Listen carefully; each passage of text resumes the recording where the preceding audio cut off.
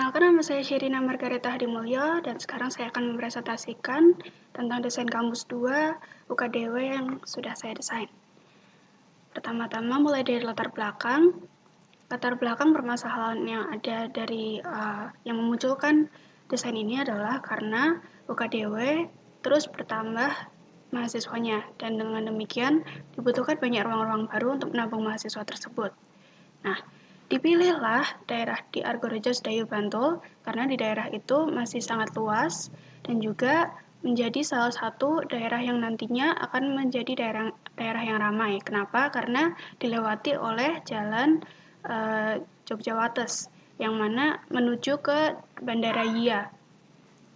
Dan kita tahu sendiri banyak sekali mahasiswa UKDW yang datang dari berbagai macam pulau, dari luar pulau yang membuat daerah itu menjadi sangat strategis untuk didatanginya atau dipakainya menjadi kampus yang baru.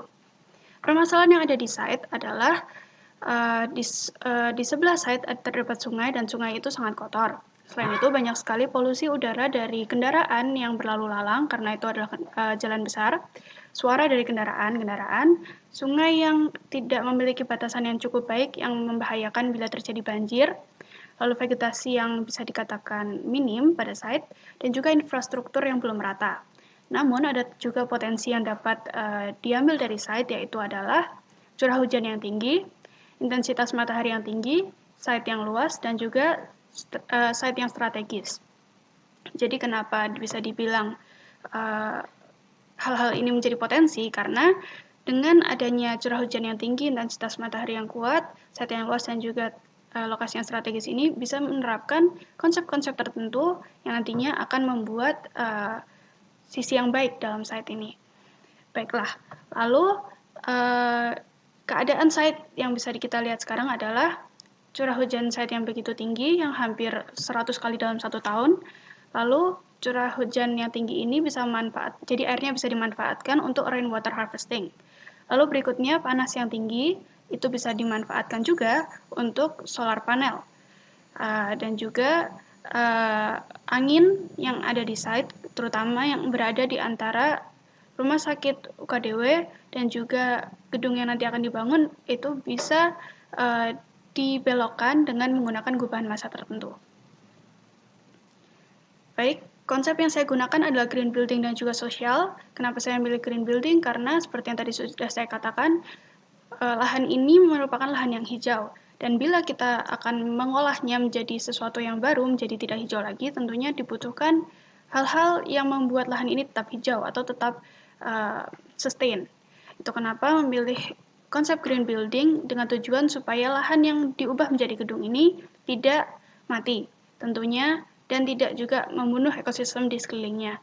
Dan juga sosial, kenapa sosial? Karena dalam segala bentuk bangunan ini pastinya akan ada hubungan sosial antar mahasiswa dan tidak hanya mahasiswa juga kepada penduduk sekitar. Bisa dilihat bahwa site sendiri merupakan awalnya sebuah persawahan yang artinya penduduk sekitar merupakan banyak yang petani gitu. Dan bila site itu diubah menjadi gedung-gedung, maka petani-petani ini tidak akan memiliki lagi tempat untuk bekerja. Dengan demikian, diperlukannya pengganti pekerjaan yang dapat mengganti pekerjaan mereka, namun juga masih memberikan keuntungan gitu.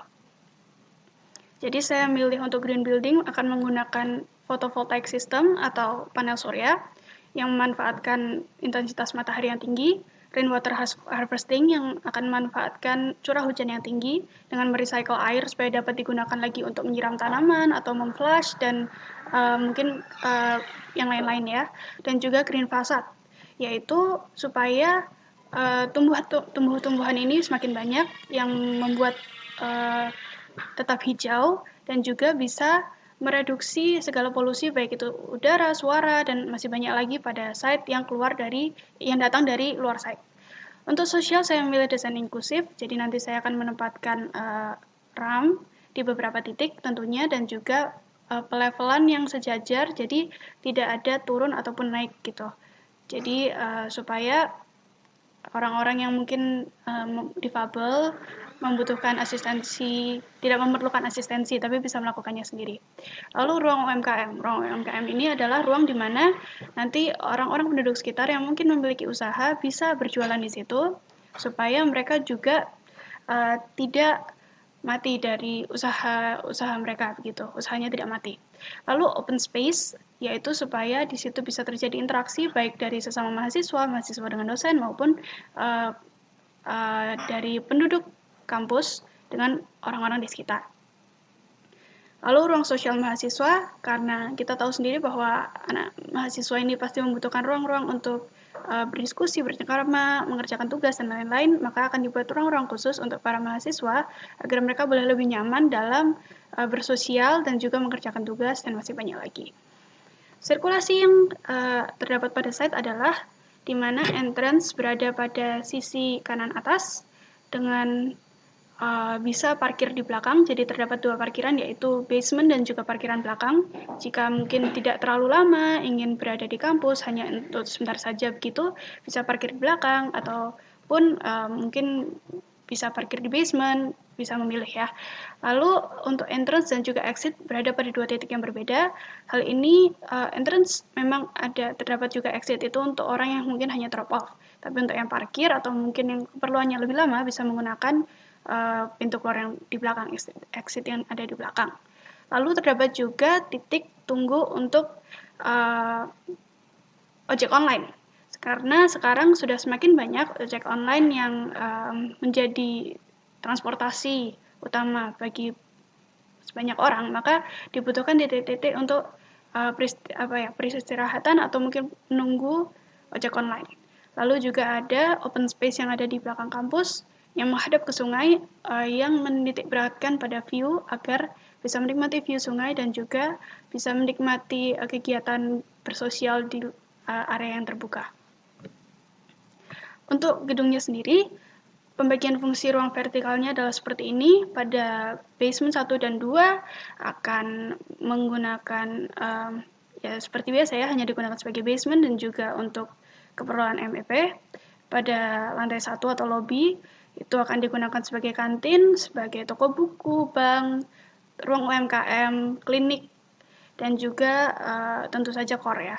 Lalu berikutnya di lantai 2 akan digunakan sebagai ruang-ruang seminar. Lantai 3 akan digunakan sebagai kantor-kantor biro. Lantai 4 nantinya akan digunakan sebagai perpustakaan dan juga chapel.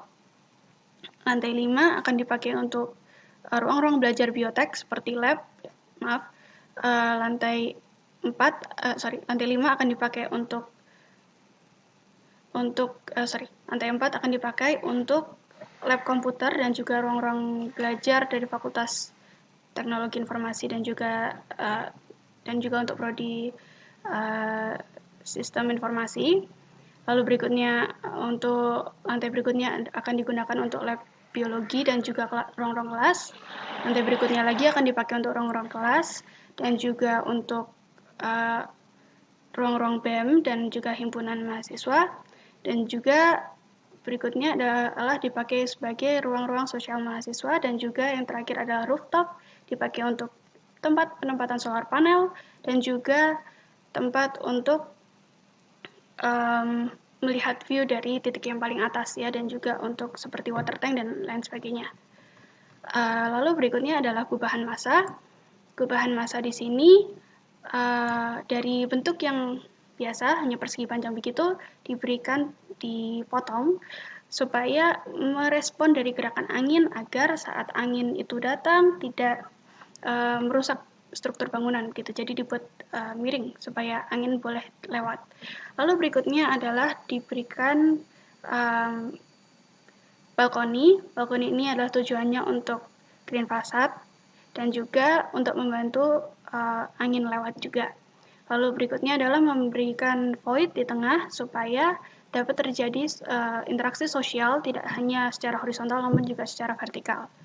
Lalu sistem bangunan yang digunakan yang paling mudah dilihat di sini adalah dari sistem rainwater harvesting, di mana banyak sekali pipa-pipa ditaruh di sekitar bangunan agar bisa menangkap air hujan dan juga bisa difiltrasi kembali dan bisa digunakan kembali. Sekian presentasi dari saya, terima kasih.